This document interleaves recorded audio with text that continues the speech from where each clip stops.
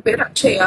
இப்போ சோசியல் மீடியால பரவிட்டு இருக்க வீடியோ எதுவுமே இப்ப எடுத்தது கிடையாது. 2025 எடுத்தது ஏப்ரல்ல. இந்த வீடியோ வந்து அவரு தப்பா எதுவும் யூஸ் பண்ணக்கூடாது, சோசியல் மீடியால எல்லாம் போடக்கூடாது அப்படின்னு சொல்லிட்டு ஸ்டேஷன்ல 2 டைம் கம்ப்ளைண்ட் ஆயிருக்கு. கம்ப்ளைண்ட் ஆகி இந்த வீடியோ யூஸ் பண்ணவே கூடாது, ஏன்னா இது ஒரு ஃபேக் வீடியோ.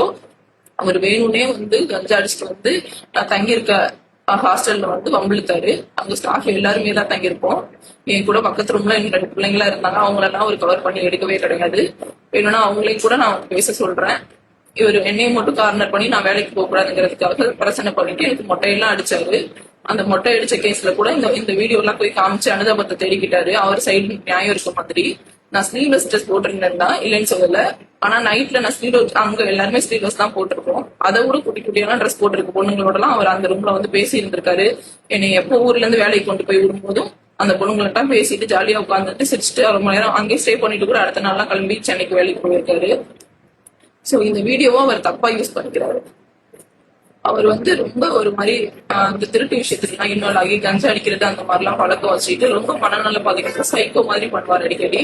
அவருக்கு அந்த சைக்கோ கேரக்டர் வந்துருச்சுன்னா அவரை யாராலுமே கண்ட்ரோல் பண்ண முடியாது. கண்ணா பின்னான்னு போட்டு அடிப்பாரு. சோ அதனாலதான் நான் 1 இயரா அவர்கிட்ட இருந்து நான் பிரிஞ்சிருக்கேன்.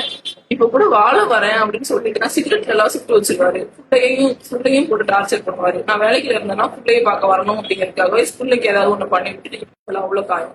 நான் ஜூன்ல வரேன் அப்படின்னு சொன்னேன். ஜூனுக்கு ஒரு 2 நாள் முன்னாடியே பிள்ளைக்கு பொண்ணு வந்துருச்சுங்க எல்லாம் அப்படின்னு சொல்லிட்டு எதுல சுட்டாருன்னே தெரியல. நீ கிளம்பி வா, பிள்ளைக்கு மேல அக்கறை இல்லையா அப்படிங்கிறாரு. நான் வந்து எங்க இருப்பேன், வீடு பார்த்துட்டு தானே வர முடியும் அப்படின்னு சொல்லிட்டு நான் சம்பளம் எல்லாம் வாங்கிட்டு வந்து ஜூன் 1ஆம் தேதி வீடு பார்த்துட்டு இங்க கூடி வந்துட்டேன். ஜூன் 3ஆம் தேதி இது மாதிரி வந்து என்கிட்ட சண்டை போட்டு என்னைய வெட்டிட்டு சம்மந்தமே இல்லாத எப்போ உள்ள ஒரு வீடியோ தூக்கி போட்டு இப்போ வந்து அவர் மேல தப்பு இல்லாத மாதிரி காமிச்சுக்கிறாரு. அவர் வந்து தொடர் குற்றவாளி, ட்ரக்ஸ் அடிக்ட் வேற, ரொம்ப டார்ச்சர் பண்ணுவாரு எங்களெல்லாம். சோ அதனாலதான் நான் 1 இயரா பிரிஞ்சிருந்தேன். இப்ப கூட சேர்ந்து வாழ்றேன்னு சொல்லி வந்துட்டு இந்த மாதிரி பண்ணிட்டாரு ஒரே நாள்ல. அவரோட சேர்ந்து வாழ முடியாது, எனக்கு நல்லா தெரிஞ்சுதான் நான் பிரிஞ்சிருக்கேன்.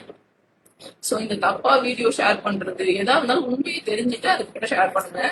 இல்ல வந்து உங்களுக்கு அவர் மேல அவ்வளவு அனுதாபம் இருந்தா என் சைடு என்ன நடந்திருக்கு எல்லாமே கேளுங்க. அவர் நல்ல நல்ல பையன்லாம் கிடையாது. நீங்க வந்து அவருக்கு வந்து அனுதாபப்படுற அளவுக்கு இவ்வளவும் பண்ணிட்டு நம்ம மாட்டிக்க கூடாது அப்படிங்கிறதுக்காக எப்பவோ 2 வருஷத்துக்கு முன்னாடி உள்ள வீடியோ தூக்கி இதோட மேட்ச் பண்ணி அவரு இந்த மாதிரி பண்ணிட்டு போயிட்டாரு.